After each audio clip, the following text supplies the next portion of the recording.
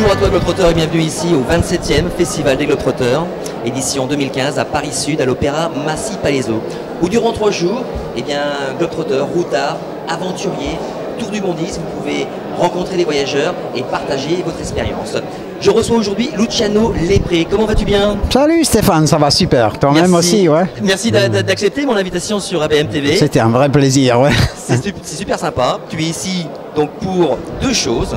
Durant ce festival, présenter un film de 65 minutes, issu également d'un livre, parce que tu as fait un beau voyage en 2012. Je montre le livre à la caméra. Le Mekong, tu es parti à pied pendant combien de mois du delta à la source du Mekong? Pendant combien de mois tu es parti là-bas? À peu près 8 mois, ouais. 8 mois à pied. 8 mois à pied, ouais. Le long du Mekong. J'ai essayé d'être le plus près possible, tu sais, des berges du Mekong. Là où c'était possible, c'est clair que je l'ai acclongé. Alors tu es suisse, tu vis à Montreux, tu as 60 ans, tu es photographe, et qu'est-ce qui t'a donné l'envie un jour de te dire, bah tiens, je vais partir avec mon appareil photo et je vais à la rencontre des locaux pour en faire ce joli livre, et bien sûr après, par la suite, ce film?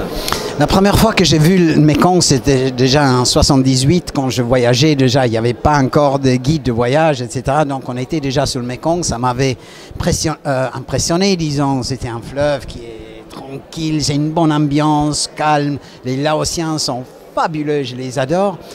Lorsqu'on avait fait notre tour du monde de 8 ans à vélo, on a passé de nouveau, tu vois, le long du Mekong. Et puis voilà, j'ai commencé à m'intéresser un tout petit peu plus. Jusqu'au jour que je suis plongé dans l'histoire du Mekong. Puis je sais que pour les Français, il avait une certaine importance, puisqu'ils rêvaient de faire de ce fleuve une voie commerciale avec la Chine. Ils étaient patrons, tu sais, de l'Indochine. Bien sûr, oui. Et puis on a à quoi faire avec des hommes qui rêvent, des explorateurs encore, qui connaissent rien de ce fleuve. Ils connaissaient plus ou moins 500 km. Mais on savait, on s'imaginait qu'ils venaient du Tibet quelque part. Et puis ils ont monté sur pied une exploration de 2 ans. Je te rappelle qu'on est dans des histoires de colons, tu vois. C'est des histoires aussi, les armateurs, ils avaient investi d'argent, il y avait des hommes d'affaires qui espéraient d'ouvrir du business avec le Laos, qu'on ne savait pas ce qu'ils pouvaient offrir, mais sûrement il y avait la possibilité de rêver d'aller jusqu'en Chine. C'était une histoire d'hommes, une histoire de rêve, une histoire d'illusion. Alors le Mekong, c'est quand même 6 pays, ça traverse 6 pays. 6 pays qui partent du Vietnam à montant, Cambodge, Laos, Birmanie, frontière, Birmanie, Chine, Thaïlande et Chine.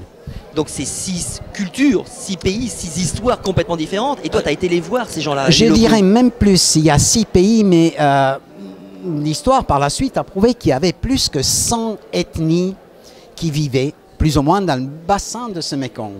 100 ethnies qui se ne connaissaient pas un avec l'autre.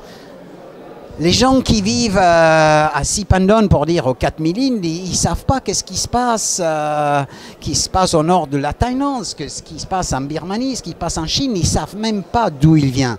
Les Tibétains ne savent même pas que ce fleuve, il va alimenter d'autres pays. Même les Chinois, ils ne savent pas que ce fleuve sort de Chine. Ils pensaient que c'est un fleuve chinois. D'ailleurs, il a toujours un nom différent, plus ou moins dans chaque pays. Tout ça, juste pour dire qu'il y a une source de vie, l'eau, c'est source de vie, et elle alimente plusieurs cultures, plusieurs gens qui ne connaissent pas.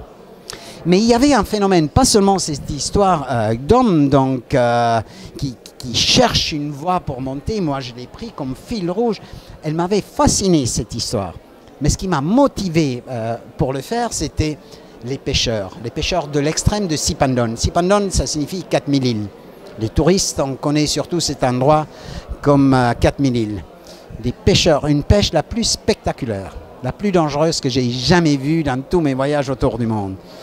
Où tu vois des gens, leur amour est tellement fort vers ce Mekong qu'ils risquent leur vie pour nourrir la famille. Donc c'est une source de vie. Je l'appelle fleuve de vie, quoique c'est un fleuve de mort peut-être, tu vois, vu toutes les contre. Ça m'a motivé d'aller voir comment est-ce qu'ils ont un rapport, les autres gens. Quel rapport ils ont avec ce fleuve? 5000 km à pied, le long de ce fleuve. Je le rappelle pour les téléspectateurs, car c'est pas rien non plus. comment ça se prépare un petit peu, et surtout que quand tu veux aller voir ces pêcheurs-là à la rencontre des locaux, est-ce que tu savais précisément, exactement, endroit par endroit, où tu pouvais rencontrer des personnes qui pouvaient te donner des réponses à tes questions, pour les prendre en photo, pour en faire un sujet pour ton film, ton documentaire? Est-ce que tu es parti un petit peu comme ton tour du monde avec ta femme, presque entre guillemets à l'arrache, où vous n'avez quasiment rien préparé, ou au contraire, là par contre, tu es obligé d'avoir un côté un peu plus, une dimension journalistique? Alors, ouais, comme j'avais envie déjà de suivre les traces des explorateurs, puis en plus, il y avait ces pêcheurs que j'avais vus par hasard, une photo qu'elle m'avait impressionné. J'ai contacté le photographe déjà. C'était un seul photographe qui a fait un reportage là-dessus. Il est thaïlandais, il s'appelle Suthep. À l'heure d'Internet, c'est facile de repérer. Oui, oui. Il voulait bien savoir qu'est-ce que j'allais faire, puis pourquoi, parce que c'était quand même quelque chose qu'il tenait beaucoup, puisque sur cet endroit-là, ils sont en train de faire un barrage. Donc leur survie, elle ne dépend pas de la puissance du Mekong, mais du barrage qu'il va être fait. Donc je l'ai contacté, il a voulu savoir beaucoup plus. Puis c'est clair que beaucoup de repérages, beaucoup de photos, je devais les faire pendant la saison juste. Donc il fallait que je fasse les photos des pêcheurs en pleine mousson. Pleine mousson, moi j'avais pas envie de faire ma marche sous la pluie tout le temps. Comme ça, ouais. Donc j'étais 2 ans, l'année précédente, j'étais sur place. J'avais les contacts par ce photographe qui m'a introduit. Il m'a fallu encore 1 semaine pour convaincre un pêcheur ou 2 ou 3 qui m'amène, parce que c'est... Donc là, on est loin donc du randonneur avec son sac à dos, avec son appareil photo, et qui se balade et qui, au fur et à mesure de son étape, va à la rencontre des gens. Tu as énormément préparé quand même ce projet, et d'où la richesse en fait de ces photos et du film. C'est pour ça que dans ce livre de 128 pages et dans ce documentaire, eh bien, il y a vraiment du fond documentaire dans la vie du fleuve. Oui, bien sûr. Étant photographe aussi, j'aime exprimer cette puissance, tu sais, du fleuve. J'aime être à 1 mètre, à 2 mètres. J'ai pas de télé, donc il faut que je sois en pleine, dans l'action. Ça, c'est le plaisir de la photo, mais en même temps, ce photographe thaïlandais m'avait donné la certitude qu'avec des belles images, tu sais, des images fortes, des images que tu rentres dedans, ça vaut peut-être beaucoup plus que tout un reportage de mots, de séries de télé, etc. En montrant la beauté, la fierté de ce genre, peut-être qu'on peut faire réfléchir d'autres gens. Qu'est-ce que c'est l'eau? Qu'est-ce que c'est l'eau publique? Est-ce qu'on a le droit de privatiser? Est-ce qu'on a le droit de faire un barrage? À la place de m'exprimer avec des mots forts, je pensais que des images puissantes puissent faire le bien sans utiliser des mots qui peuvent, que peut-être ils peuvent déranger certaines personnes, tu vois. Luciano Lepre, un film de 65 minutes, diffusé ici au Festival des Globetrotters. Également son livre, son ouvrage, un livre de 128 pages, donc toujours sur la thématique de ce fleuve mythique, le Mekong. Si nos téléspectateurs n'ont pas pu venir durant le Festival des Globetrotters, comment on peut se procurer ton livre et voir le film? Tu as un site internet?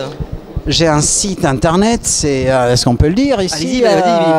Veraluc.com, et il s'affiche juste ici. Voilà, d'accord. Ouais, mais tu ne le vois pas, il est juste ici en fait, il arrive ici. Ok, veraluc.com, et puis ici à l'ABM, donc tout d'abord merci. À travers ABM, voilà. Tout d'abord merci pour l'invitation, c'est la première fois qu'on le donne en français, qu'on le montre en public en français. J'étais très tendu hier parce qu'on l'a donné quand même une 30aine de séries en allemand. On le présente en italien, en français, en romanche, en anglais, dans toutes les langues. Et là c'était en français, c'était la première fois. C'était la première fois. Puis, le public français, il est comment par rapport justement aux autres publics européens?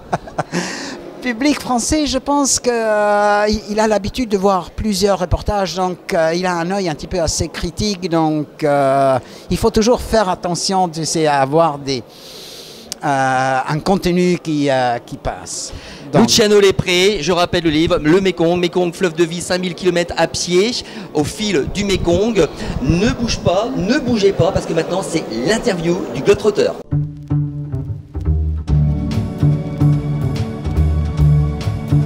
Luciano, Oui. si tu étais un pays à travers ce que tu as fait justement, tu serais lequel? Si j'étais un Luciano pays, est un pays, c'est lequel en fait? Laos, Si tu étais un moyen de transport pour voyager, une roue, si tu étais un animal à protéger, un animal protégé, oh, peut-être encore l'être humain, tu vois, parce que moi j'aurais dit le dauphin blanc, tu sais, au Laos, sur le fleuve du Mekong. le Personnellement, oui, moi, je mais pense à ça. mais je pense que l'être humain aussi c'est un animal en voie de disparition, tu vois. C'est clair. Si tu étais une spécialité culinaire étrangère, bien sûr, durant ces 6 pays, Peut-être un sushi, si tu étais une langue étrangère, le romanche, si tu étais un monument grandiose à visiter, un monument de l'imaginaire, tu vois, pas parce qu'il existe, pas parce qu'il existe, mais imaginaire. imaginaire, ouais. Si tu étais un objet utile de voyage, un équipement, Je pense peut-être une gourde d'eau. et finalement, si tu n'avais jamais été un globetrotter, Luciano Lepri serait quoi? Ou serait qui? Toujours un baroudeur, tu vois. Luciano Lepri, Mekong, fleuve de vie, merci encore de ta présence sur le plateau d'ABM TV et j'espère à très bientôt pour encore d'autres aventures et à une prochaine fois. Merci Stéphane. Juste si je peux ajouter quelque Vas-y, chose. je sentais que tu voulais ajouter quelque chose, vas-y, n'hésite pas. La prochaine projection qu'on a en France, c'est d'un festival aussi qui s'appelle Grand Bivouac. Donc, il se passe dans 3 ou 4 semaines. Donc, le 18 octobre, on sera au Grand Bivouac. Sur veralook.com, je pense qu'il y a toute ton actualité. Merci encore. C'est ça. Merci Stéphane. bientôt. Merci à toute l'équipe. Au revoir.